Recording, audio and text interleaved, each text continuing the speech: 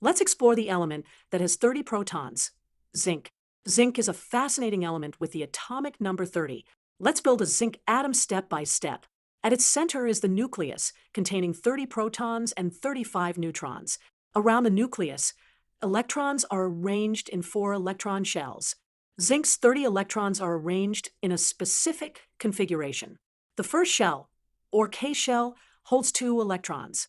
The second shell, or L shell, contains 8 electrons. The third shell, or M shell, has 18 electrons.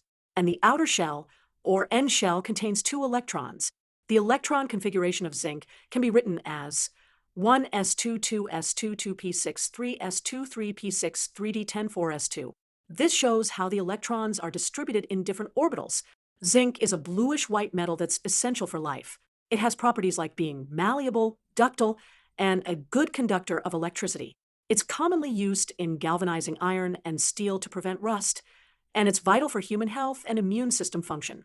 So remember, zinc, with its 30 protons, is not just a number on the periodic table. It's an essential element in our daily lives, from protecting our buildings to supporting our health.